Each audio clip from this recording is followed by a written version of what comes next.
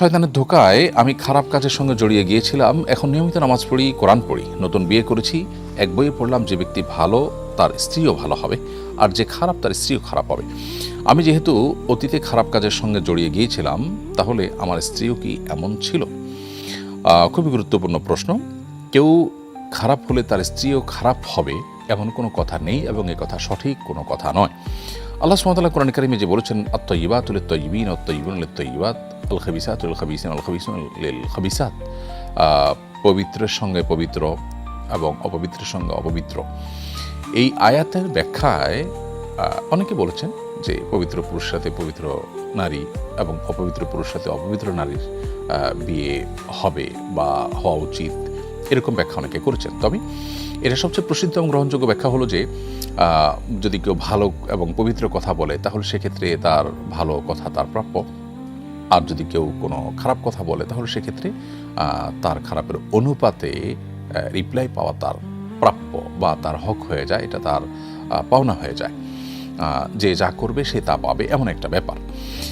তো এর বাহিরে আপনার কোনো পুরুষ বা কোনো নারী তিনি পবিত্র বা অপবিত্র হলে তার জীবনসঙ্গীও অপবিত্র হবেন বা পবিত্র হবেন সেই অনুপাতে, এমনটি আবশ্যক নয়, এবং এই আয়াত থেকে সেটি নিশ্চিতভাবে মোটেও প্রমাণিত নয়।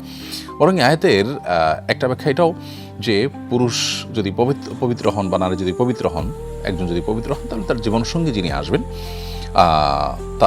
তার জীবনসঙ্গী হিসাবে যার সাথে যার বিয়ে হবে, সে তার পবিত্র হওয়া উচিত। আর যে অপবিত্র, তার অপবিত্রর সাথে তার বিয়ে হওয়া উচিত। ধরুন মুশরিককে বিয়ে করবে, ইমানদারদেরকে বিয়ে করবে, বহু ব্যাখ্যার সুযোগ সেখানে আছে। তো কোনোভাবেই এটি গ্রহণযোগ্য নয়, এবং কোনো আলেম এটি বলেনও নি যে কেউ খারাপ হলে তার স্ত্রীও খারাপ হবে, আর কেউ ভালো হলে তার স্ত্রীও ভালো হবে। একই কথা নারীদের বেলায়, কোনো নারী খারাপ হলে তার স্বামীও খারাপ হবে, এরকম কোনো আবশ্যকতা নেই। আমরা জানি লূত আলাইহিস সালাম তিনি আল্লাহ নবী ছিলেন, এবং নূহ আলাইহিস সালাম আল্লাহ নবী ছিলেন, অথচ তাদের উভয়ের স্ত্রী কিন্তু অমুসলিম ছিলেন, কাফির ছিলেন। কুফরের চাইতে বড় অপবিত্র আর কি আছে? অথচ তারা পবিত্র মানুষ ছিলেন, তারা ইমানদার ছিলেন, তারা নবী ছিলেন, কিন্তু তাদের জীবনসঙ্গী হিসাবে যারা এসেছেন তারা কিন্তু পবিত্র ছিলেন না। অতএব এরকম কথা বলবার সুযোগ নেই, এবং এরকম সহজে যোগ বিয়োগ কষার কোনো সুযোগ নেই। অনেক ঘরে দেখা যায় অশান্তি শুরু হয়ে যায় এই সমস্ত ধারণার উপর ভিত্তি করে। কেউ নিজের চরিত্র হয়তো কখনো খারাপ ছিল, তিনি মনে করছেন তাহলে আমার জীবনসঙ্গী যিনি তিনি হয়তো খারাপই হবেন, এরকমটি মনে করবার কোনো কারণ নেই। এর বিপরীতটা